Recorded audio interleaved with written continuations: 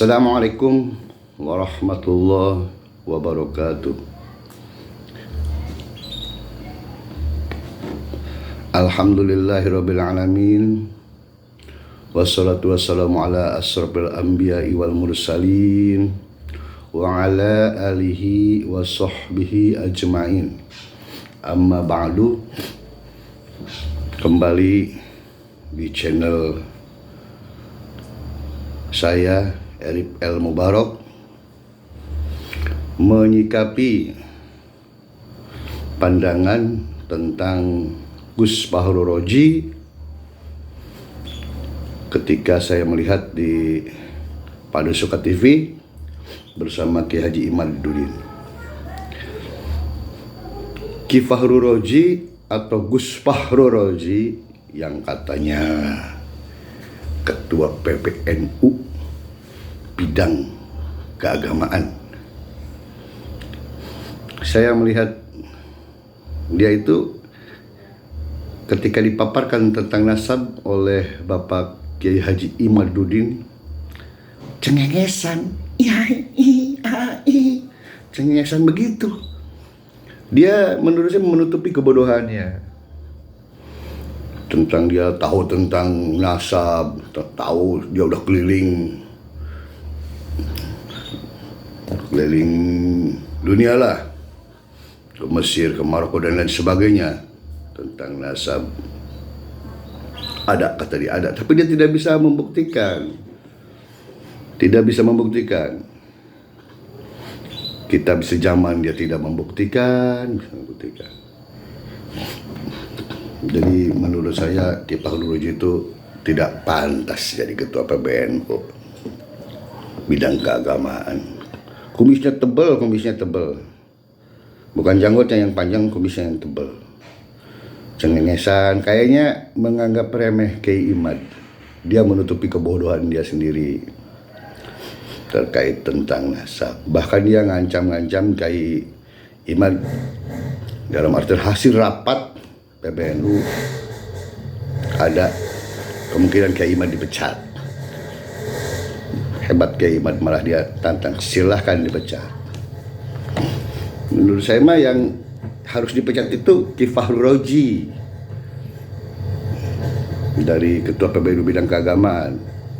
Dia tidak bikin teduh, dia tidak bijak dalam menyikapi. Dia seakan-akan ada keberpihakan terhadap kaum Ba'alawi. Tidak bicara sebagai penengah, sebagai Ketua PBNU bidang keagamaan, mengayomi semua lapisan masyarakat,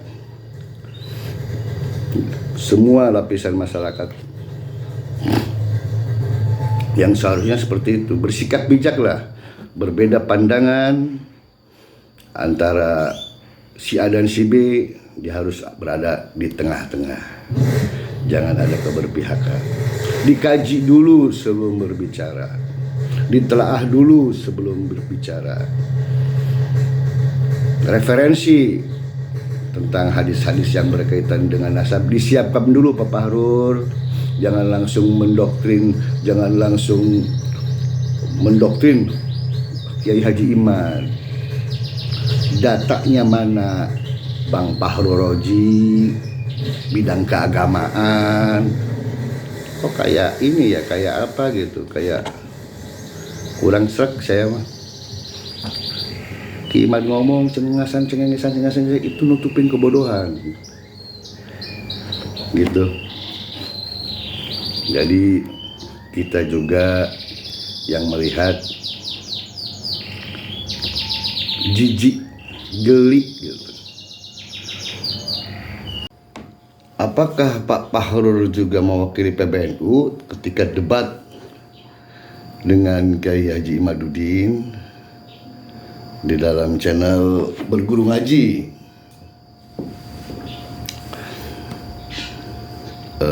Kita simak videonya. Tidak ada yang berani menghina Hasyim Asy'ari di Indonesia ini kecuali dari Ba'alawi Faisal Asghar. Bagaimana terakhir Twitter dia menghina ketum PBNU kita, Gus Yahya. Tidak ada yang lain yang berani seperti itu kecuali dari Ba'alawi. Ini juga harus menjadi perhatian Pak Fahrur dan para petinggi NU lainnya. Cukup. Gus Dur siapa yang Sudah di berani? luar konteks. Jadi gini Ya, Gus, ya, silakan, Gus. Pak Imad. Masalahnya itu, sampean itu selalu make situsnya RMI NU. Itu yang sudah banyak keluhan masuk pada saya dari kalangan Suriah. Dan asal Anda tahu ya Pak, masalah ini sampai dibahas di rapat gabungan PBNU. Tapi saya tidak perlu bocorkan di sini ya. Dan jangan bawa NU untuk berkonflik. Bahwa NU tidak pada posisi untuk mengikuti apa yang Anda ributkan dalam masalah ini. Mohon maaf Pak ya, mohon maaf sekali lagi terpaksa saya katakan, rekomendasi rapat di PBNU itu ingin Anda diberhentikan. Kita tinggal lihat masyarakat aja Pak Fahrur. Nanti masyarakat apakah akan melihat dalil-dalil dari keterputusan itu yang kuat, apakah akan melihat atau mengikuti Pak Fahrur dengan tanpa dalil bahwa Nasabah Alawi itu sahih. Bukan tanpa dalil Pak, cuma saya males berdebat dengan Anda. Saya males, saya sudah baca kok sebelumnya tesis Anda itu saya lihat itu di tulisannya Murad Syukri. Itu sudah mirip-mirip lah, beberapa internet saya lihat itu narasi-narasi yang hampir sama. Jadi saya nggak kaget Pak dengan apa yang Anda ungkapkan itu, saya nggak kaget. Jadi kita sama-sama melek internet Pak. Jadi saya ya kalau begitu tinggal dipatahkan saja, tinggal dipatahkan. Kalau memang Pak Fahrur punya dalil, silakan. Mana dalilnya yang menyatakan bahwa Ubaidillah sebagai anak Ahmad? Mana dalilnya bahwa Ahmad bin Isa itu dia pindah ke hijrah ke Yaman? Mana dalilnya bahwa Ahmad bin Isa pernah ada di Basrah? Mana dalilnya bahwa Ahmad bin Isa punya anak namanya Ubaid, kemudian Ubaid punya anak namanya Alwi, Alwi punya saudara namanya Jadid? Tidak ada Pak Fahrur.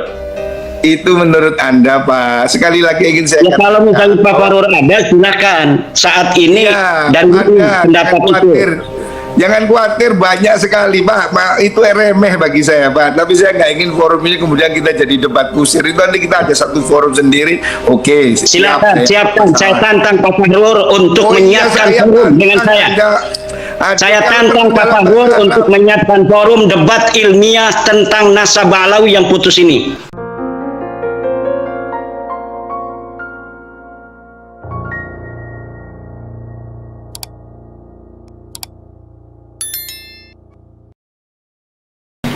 Terima kasih. Assalamualaikum Pak Kiai Fahrur. Misalnya. Ya. Kang Mas Yusuf Mas, tadi saya mau masuk dari tadi belum bisa, baru sekarang bisa masuk. Tadi sebelum saya masuk itu saya mendengar bahwa Pak Imad ini jangan sampai membawa-bawa NU ya, karena tidak atas nama NU. Ya, saya kira itu betul sekali. Saya tidak berbicara bahwa saya mewakili NU, seperti juga Pak Fahrur juga malam ini saya yakin tidak resmi mewakili NU kan. Karena NU itu sebuah organisasi yang ada peraturan perkumpulan yang diatur di dalam peraturan perkumpulan nomor 10, nomor 20, peraturan rapat dan sebagainya. Jadi kalau sebuah pendapat mewakili PBNU itu harus ada forumnya. Satu forum muktamar atau forum Munas Alim Ulama atau forum Bahsul Masail yang ditandatangani oleh Suriah. Itu baru sudah resmi menjadi sebuah keputusan Nahdlatul Ulama secara organisasi. Seperti tesis saya yang membatalkan Nasabah Alawi itu tidaklah mewakili PBNU, sama juga narasi yang menyatakan bahwa Ba'alawi itu adalah sahih, itu tidak pernah ada dalam forum muktamar. Sejak 1926 sampai muktamar terakhir di Lampung, tidak ada satupun keputusan muktamar NU, keputusan Munas Alim Ulama NU dari 1926 sampai kemarin di Lampung yang menyatakan bahwa nasab dari Bani Alawi ini sahih. Tidak ada. kalaupun misalnya ada narasi-narasi bahwa NU tidak pernah membatalkan, ya karena memang NU juga tidak pernah mensahihkan. Adapun kalau ulama-ulama, kenapa ulama tidak membatalkan? Karena memang ulama-ulama juga dari dulu tidak pernah kita dengar ada yang mensahihkan.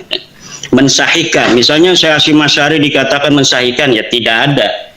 Kita lihat dalam kitab-kitabnya Syekh Hasyim Asy'ari, ya tidak ada yang mensahihkan bahwa nasab Bani Alawi ini juga sahih, tidak ada.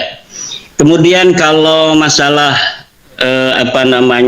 ulama-ulama di luar negeri, saya kira itu bisa diverifikasi. Apa betul ulama-ulama di luar negeri itu mensahihkan Ba'alawi?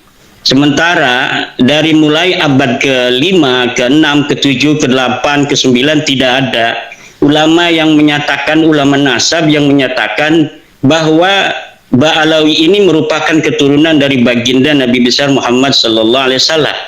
Itu tidak ada sama sekali. Pak Fahrur bisa cek itu di kitab-kitab nasab dari mulai abad ke-5 sampai abad ke-9. Disitulah titik kritis sebuah nasab itu sahih atau tidak di dalam rentang abad ke-5 sampai abad ke-9. Sementara pengakuan bahwa Ba'alawi ini merupakan keturunan dari baginda Nabi besar Muhammad SAW itu mulai ada sejak abad ke-9, yaitu dimulai dari Abu Bakar As-Sakran, Ali bin Abu Bakar As-Sakran. Beliau membuat sebuah kitab yang namanya Al-Burqatul Musyiqah. Dari mulai situlah kemudian syuhratun hadisatun ini mulai terjadi. Kalau dikatakan bahwa nasab Ba'alawi ini sekarang sudah syuhrah dan istifadah, syuhrah dan istifadahnya itu munqati'atun fil qarnit tasi'. Sebelum abad 9 itu tidak ada syuhrah. Tidak ada ulama-ulama yang menyatakan bahwa Ubaidillah ini adalah merupakan anak dari Muhammad bin Isa. Itu tidak ada.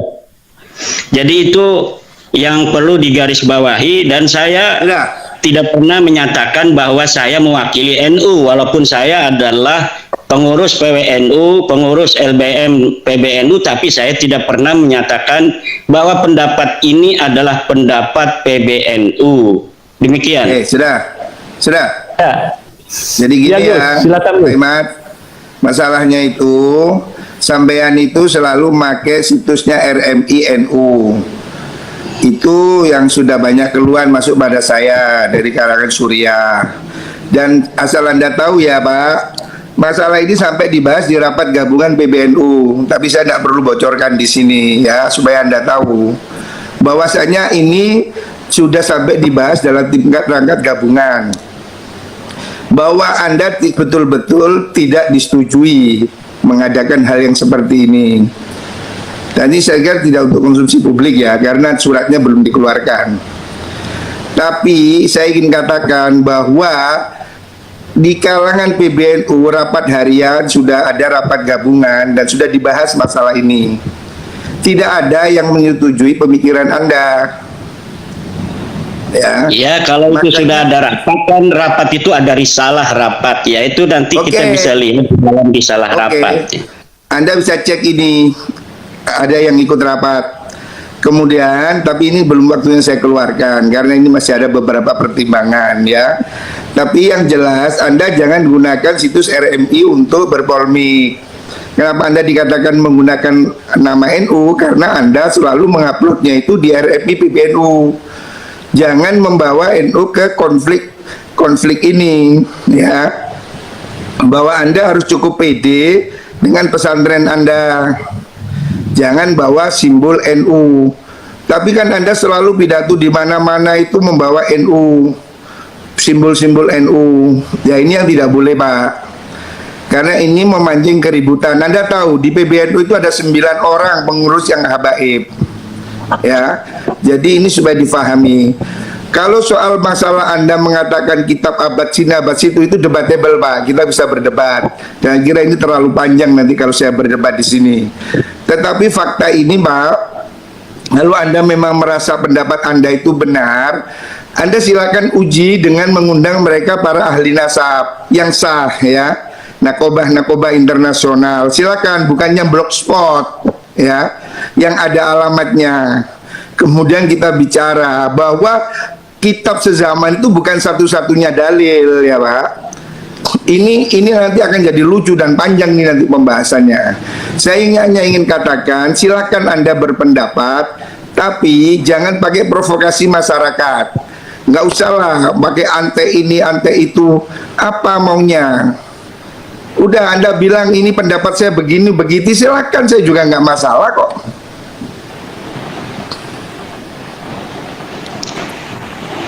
Ya, baik. Saya kira cukup jelas ya statement Gus Fahrur. Kiai, bagaimana? Ya, tadi juga saya melihat ada kalimat persekusi. Ya. Nggak ada Habib dipersekusi, yang ada kiai-kiai kita dipersekusi dari zaman dulu oleh orang-orang yang mengaku turun Nabi yang tidak terverifikasi. Ulama-ulama kita, kiai-kiai kita itu ada yang bernasab kepada Wali Songo.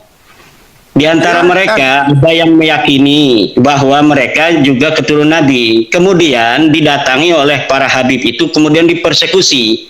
Dan sebagian mereka ada yang dipukuli. Itu yang terjadi di tengah masyarakat. Tidak pernah ada kiai-kiai kita yang penuh dengan kearifan, kebijaksanaan, ilmu yang tinggi. Itu ada yang pernah mempermasalahkan orang-orang yang mengaku keturunan Nabi walaupun tidak terverifikasi kemudian dipersekusi. Itu tidak ada sama sekali. Yang ada itu Ba'alawi atau muhibin-muhibinnya itu mempersekusi para kiai. Yang para kiai itu merasa dirinya adalah sebagai keturunan daripada Wali Songo yang mempunyai juga nasab diyakini kepada Rasulullah.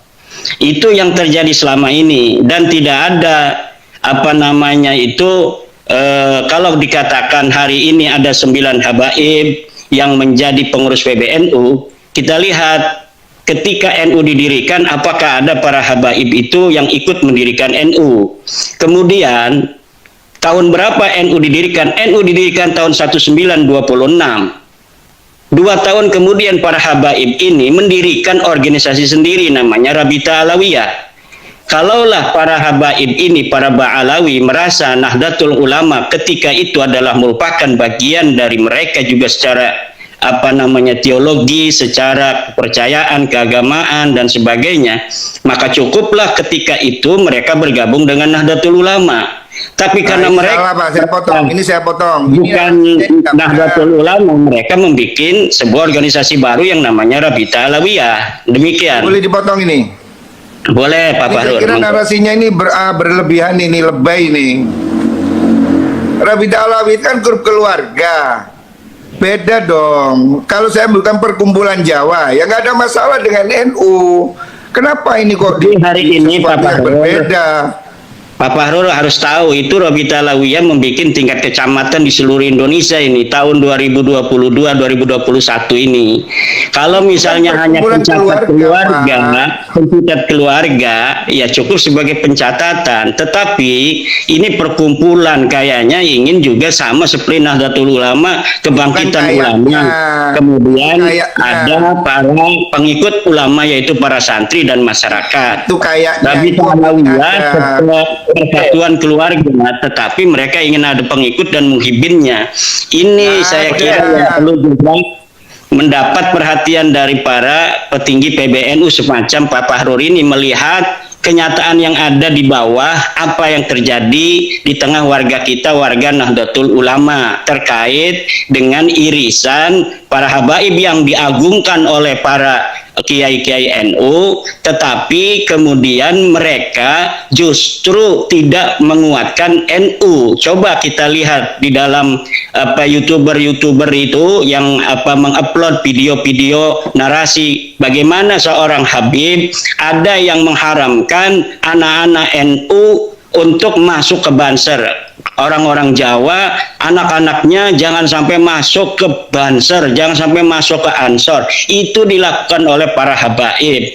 Ada juga ini sudah melebar, Pak. Ini sudah melebar. Ini bisa diverifikasi Pak Fahrur. Siapa yang berani untuk menghina Hasyim Asy'ari? tidak ada yang berani menghina Hasyim Asy'ari di Indonesia ini kecuali dari Ba'alawi Faisal Assegaf. Bagaimana terakhir Twitter dia menghina ketum PBNU kita, Gus Yahya. Tidak ada yang lain yang berani seperti itu kecuali dari Ba'alawi. Ini juga harus menjadi perhatian Pak Fahrur dan para petinggi NU lainnya. Cukup. Gus Dur siapa yang berani? Yang berani menghina Gus Dur, menghina Teh Yeni. Itu hanya penting. Siap, baik. Mungkin Gus Fahrul, coba kita ada tanggapan atau persoalannya dengan persoalan kajian nasab ini berekses terhadap ini aja, rasisme. ya, intinya kalau ini kajian ilmiah. Saya nggak ingin ini menjadi debat kusir ya. Ngomong nasab kemudian ke soal lain. Ini untuk apa gitu loh? Ya Pak Fahrul tadi ngomong masalah ekses. Saya berikan fakta-fakta yang ada di tengah masyarakat demikian. Iya sebenarnya. Jadi gini loh ya, kelakuan orang itu nggak bisa dihindari semua orang. Kalau ada orang Jawa itu ikut PKI, kan tidak semua orang Jawa itu PKI. Jadi saya ini tidak mau ini menjadi satu klan. Jadi ada orang melarang banser ya dia. Ada orang seperti Nur Sugi, kan dia tidak boleh mewakili orang Jawa. Ada orang NU seperti Kiai Benu yang kemarin telepon Tuhan. Apakah itu NU? Terus NU adalah menelpon Tuhan? Tidak bisa begitu Pak. Ya, jadi ini orang ke orang harus dibedakan. Kalau Anda mau concern pada kajian nasab, ya Anda berfokus pada kajian nasab. Kalau Anda mau mengatakan ini soal NU, ya orang bicara tentang NU dan Anda sebagai apa? Ini karena kita ini kan maunya diadu-adu NU supaya begini, ini sudah begitu. Kalau NU ini merasa ini meresahkan, Ketua Umum PBNU lebih ngerti apa yang harus dilakukan, gitu loh. Nggak harus kita provokasi orang-orang, kayaknya kita harus perang, bikin laskar, apa-apaan ini. Kalau Anda mau ngomong nasab aja, concern di situ, bikin tulisan, bikin kajian yang tepat, landasan teori yang benar, kemudian lakukan studinya dengan triangle data, ada studi lapangannya, ada wawancaranya. Itu Anda benar sebagai peneliti, dan nggak usah melebar kemana-mana. Itu sudah saya lakukan, dan itu sudah saya serahkan, saya kirimkan pertanyaannya kepada Rabi Talawiyah dan mereka tidak bisa menjawabnya karena memang nasab mereka itu terputus, maudhu'un munqati'un, batilun, tidak bisa dijawab. Dan kalau misalnya ada sebuah narasi dari Pak Fahrur di Tempo tadi saya baca, harus dihentikan ini pembahasan nasab. Yang harus dihentikan adalah pengakuan Ba'alawi sebagai turunan Nabi yang tidak terverifikasi, yang harus dihentikan. Karena secara kajian nasab dia terputus, secara kajian DNA dia bukan bangsa Arab Acan. Dia bukan keturunan Bani Quraisy, dia bukan keturunan Bani Hashim, dia bukan keturunan Ba'alawi, dia bukan keturunan Nabi Muhammad. Ini yang harus dihentikan, pengakuan sepihak sebagai keturunan daripada Nabi besar Muhammad sallallahu alaihi wasallam. Allahumma sholli alaihi. Jadi itu pendapat Anda, saudara. Bukan pendapat saya, ini pendapat pakar DNA. Ini pendapat pakar DNA. Semua begitu, saudara. Ini bisa untuk diuji siapa yang berani untuk berdiskusi, berdialog, seorang pakar DNA dari Ba'alawi untuk mematahkan narasi dan kesimpulan Pak Dr. Sugeng. Tidak ada, karena kesimpulan semacam itu kesimpulan yang sangat presisi. Dan itu pun tidak satu-satunya dari Indonesia yang berpendapat. Dr. As-Su'aibi itu berpendapat yang sama seperti Dr. Sugeng. Umar Az-Zaid juga berpendapat yang sama tentang tes DNA. Dan ini saya kira sudah waktunya PBNU atau MUI untuk mengeluarkan sebuah maklumat bahwa memang Ba'alawi ini bukanlah keturunan baginda Nabi besar Muhammad sallallahu alaihi wasallam. Karena apa? Eksesnya ini hanya ke warga NU. Kenapa kita ini setiap tulisan saya minta admin untuk kemudian menampilkan tulisan saya di RMI, karena RMI itu Rabita Mahid Islamiyah. persatuan, ikatan pondok-pondok pesantren yang didawir-dawir oleh para kabid-kabid oknum itu adalah para kiai pesantren. Dimintain uang 5 juta, 10 juta, 20 juta, bahkan ada yang 100 juta, itu kalangan pondok pesantren. Jadi ada kaitan. Kenapa tulisan-tulisan saya tentang bahwa nasab Ba'alawi ini batal itu ditaruh di Rabita Maji Islamiyah. Mereka para kiai-kiai berterima kasih. Semenjak isu nasab ini, batalnya mereka itu diketahui publik, mereka tidak lagi datang para kiai untuk minta-minta uang. Itu diantaranya Pak Fahrur yang harus diketahui. Baik, langsung mungkin Pak Fahrur bisa menanggapi bahwa tadi kan persoalan nasab itu terputus itu kan. Silakan Agus. Ya, jadi gini, nasab terputus itu menurut Pak Imad. Kan sudah saya katakan bahwa Anda harus menyediakan ruang untuk berbeda pendapat, ya. Anda boleh mengatakan begitu, saya juga nggak ngelarang. Tapi faktanya di dunia ini hanya Anda. Saya ini Pak sudah ikut beberapa forum internasional. Saya sudah ketemu mereka. Dan mereka semua mengakui nasab itu. Orang yang saya temui mereka ini apakah mereka punya otoritas di dalam masalah nasab? Ini yang harus kita jangan terlalu merasa rendah diri di hadapan bangsa-bangsa luar. Kalaulah harus seorang putra Indonesia yang menemukan batalnya nasab Ba'alawi, kenapa kita harus merasa rendah diri sebagai bangsa Indonesia yang besar? Kenapa harus orang Arab saja yang mengetahui sesuatu tentang hukum-hukum agama? Yang jelas itu dalilnya yang perlu diuji. Saya sudah kirim surat pada Syekh Mahdi Rajai dari Iran. Katanya dia pakar nasab. Katanya dia memberikan surat pengesahan pada Ba'alawi. Saya tantang Mahdi Rajai atau siapapun yang berpendapat yang sama dengan Mahdi Rajai bahwa nasab Ba'alawi ini sahih. Saya tantang untuk berdiskusi dan membawa dalil-dalil kesahihan itu. Saya yakin mereka tidak akan bisa untuk membawakannya. Iya, cukup. Itu kan menurut Anda. Kasih kesempatan Gus Fahrur mungkin secara gamblang. Gus, silakan. Jadi gini loh Pak, kita ini bukan satu-satunya orang yang paling hebat di dunia Pak. Mohon maaf. Orang itu berilmu itu juga ada sanadnya, ada gurunya, ya. Saya itu nggak tahu Pak Imad itu belajar nasab di mana, kok tiba-tiba merasa dirinya ahli nasab. Jadi saya juga nggak paham. Kalau Pak Kures itu ahli tafsir karena dia memang doktor tafsir. Gus Bah itu ahli fikih karena dia alumni sarang yang memang spesialis fikih. Jadi kita ini mesti tahu diri lah Pak. Jangan kemudian seakan orang sak dunia bodoh, saya pintar sendiri. Ini yang harus dijauhi ya. Bahwa Anda berpendapat begitu saya tidak menafikan Pak. Tapi saya ingin katakan pada Anda bahwa Anda tidak sendirian di dunia ini. Bahwa ilmu nasab ini bukan Anda sendiri yang menguasai ya. Dan ini kemudian tidak hanya di Indonesia. Kan lucu kalau Anda batalkan hanya di Indonesia, yang di Mesir, yang di Kuwait, yang di Bahrain, yang di seluruh dunia. Apakah kemudian Anda bilang batal hanya Indonesia? Kan nanti jadi lucu Pak. Dan Anda itu bukan hakim yang bisa batal-batalin orang. Dan nasab itu bukan wudhu yang bisa batal ambil lagi gitu loh. Jadi lucu ini nanti. Intinya gini aja loh Pak. Anda boleh berpendapat, silakan. Oke, menurut saya begini. Tapi kemudian Anda tidak berhak untuk menjadi hakim kebenaran. Semua orang salah, saya sendiri benar, orang sak dunia salah. Ini terlalu besar Pak menurut saya ya.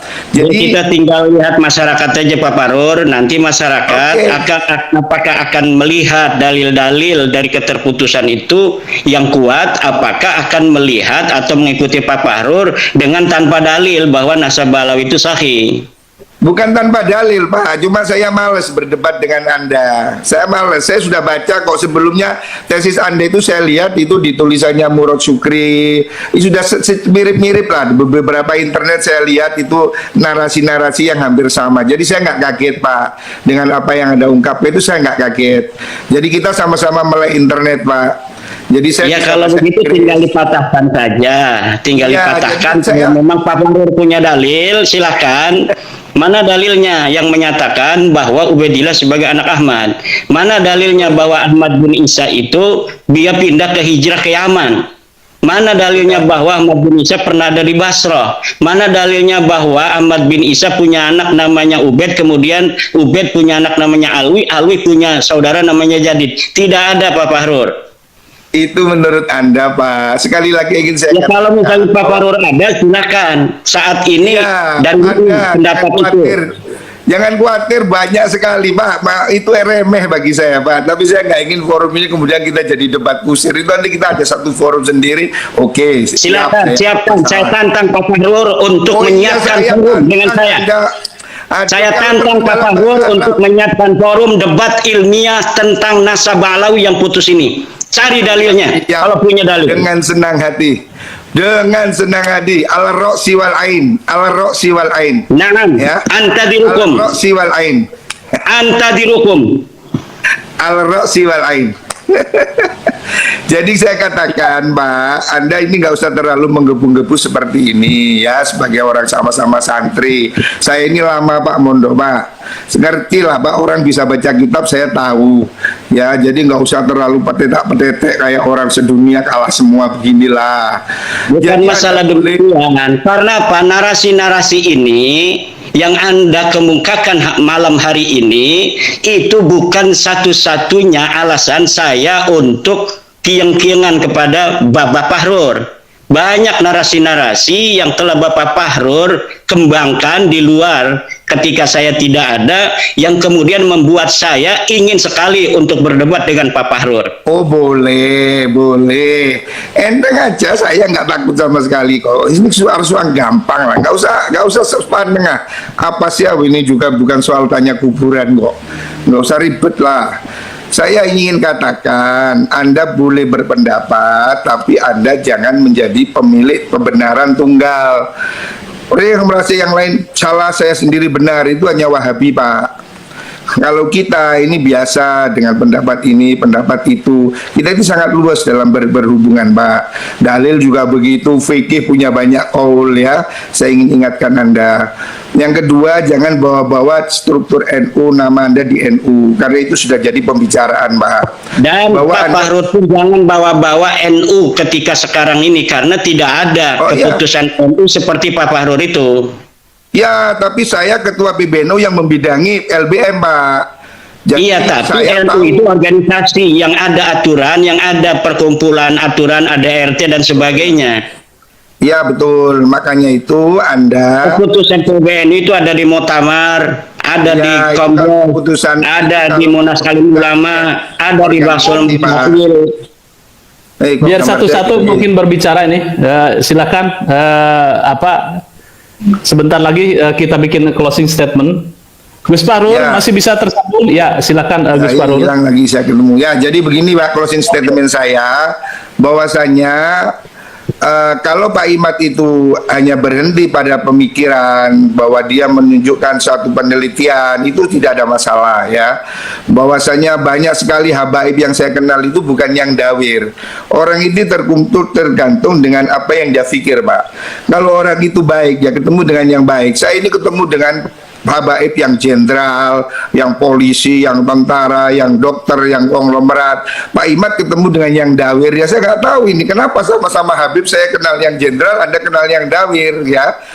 Makanya sekali-kali turun ke bawah supaya tahu, tanya itu Ya. sama ketua-ketua ranting NU, PAR, tanya kepada MWC apa yang terjadi, Ya. kenapa Wonogiri sampai tidak mau acara NU diisi oleh para habaib. Harus ditanya, kenapa Boyolali, ya. Pak Garut, Oke. kenapa itu di Seragen tidak mau ada habaib. Ini yang harus Ya. ditanya oleh Pak Fahrur.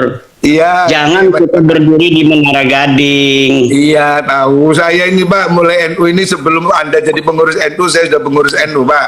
Udah 29 tahun saya jadi pengurus NU Pak, mulai dari bawah. Ya. Jadi jangan ceramai saya tentang NU, sudah cukup. Intinya saya ingin mengatakan bahwa hentikan narasi kebencian di ruang publik. Bahwa penelitian itu dihormati, hak orang untuk menegasi atau mengafirmasi, tetapi tidak boleh dia menebarkan kebencian pada suatu kelompok tertentu, ya. Dan jangan bawa NU untuk berkonflik, bahwa NU tidak pada posisi untuk mengikuti apa yang Anda ributkan dalam masalah ini. Mohon maaf Pak ya, mohon maaf sekali lagi terpaksa saya katakan, rekomendasi rapat di BBN itu ingin Anda diberhentikan. Saya Mohon siap. maaf. Mohon maaf, ini terpaksa saya ngomong. Makanya saya akan bilang. Saya tetap bisa jadi NU walaupun tanpa ada jabatan. Makanya Pak, kita ini ngomong baik-baik lah. Silakan Anda itu berbicara dengan kapasitas Anda, tapi jangan bawa NU ke ruang konflik supaya kita sama-sama nyaman ya. Dan bahwa Anda tidak yakin itu tidak apa-apa Pak. Saya juga tidak ingin mempengaruhi Anda dan Anda tidak mungkin bisa mempengaruhi saya ya. Itu soal keyakinan masing-masing ya. Tetapi yang ingin saya katakan bahwa publik ini Pak, jangan terus diadu domba dengan narasi-narasi yang membuat orang marah. Udahlah Pak, rakyat ini sudah susah cari makan, susah cari kerja. Jangan ditambahi dengan ingin bertengkar ya. Ini yang ingin saya katakan. Ya, saya menghormati hak Anda untuk berbicara dengan penelitian. Oh, itu tidak ada masalah, kami tidak heran ya. Silahkan. Ya, mungkin closing statement Kiai Imad, silakan Kiai. Ya, terima kasih. Ya, malam ini saya berbahagia bisa langsung untuk bertemu dengan Pak Fahrur. Terima kasih Kang Mas Yusuf. Intinya bahwa kita mengkaji nasabah Alawi bukan karena kebencian, tetapi ingin menasehati dari Balawi oknum-oknumnya yang mencederai kebangsaan. Bahkan negara kesatuan Republik Indonesia dibuat susah 2016, 2019 oleh narasi-narasi anti pemerintah yang dikembangkan oleh oknum-oknum Balawi. Kita ingin menasehati, kalaulah mereka berbuat demikian karena nasab mereka itu putus, nasab mereka itu batil, nasab mereka itu maudhu. Kita berbangsa bertanah air di Indonesia ini bersama-sama. Mari kita bangun negara kesatuan Republik Indonesia ini. Tidak boleh ada lagi satu suku lebih merasa lebih tinggi atau lebih mulia dari suku lainnya. Kita bangsa Indonesia 1945, kita merdeka dengan senang hati. Orang-orang yang bukan keturunan bangsa Indonesia kita terima sebagai warga negara Indonesia. Mari kita sama-sama bangun negara kesatuan Republik Indonesia ini. Dan warga NU sebagai mayoritas Islam yang ada di Indonesia mengaku dirinya sebagai NU tidak boleh menjadi objek bagi orang-orang yang mengaku sebagai keturunan Nabi kemudian mengeksploitasi pengakuan itu untuk memperbudak umat Islam, terutama warga Nahdlatul Ulama, warga daripada organisasi yang dibentuk didirikan oleh para ulama, para kiai penerus perjuangan Wali Songo. Demikian. Assalamualaikum warahmatullahi wabarakatuh. Baik, pemirsa pada Suara TV, ini luar biasa, ini baru pertama untuk Gus Fahrur berdiskusi dengan Kiai Imad. Mudah-mudahan ini bisa nanti ada konklusi, kemudian juga ada diskusi yang lebih lanjut, yang lebih mencerahkan, Tuan. Ya, gimana Gus? Terima kasih. Terima kasih. Ya, saya pikir ini perlu ada ngopi bersama ini. Gus Fahrur dengan Kiai Imad ini. Ya, oke. Terima kasih. Ya.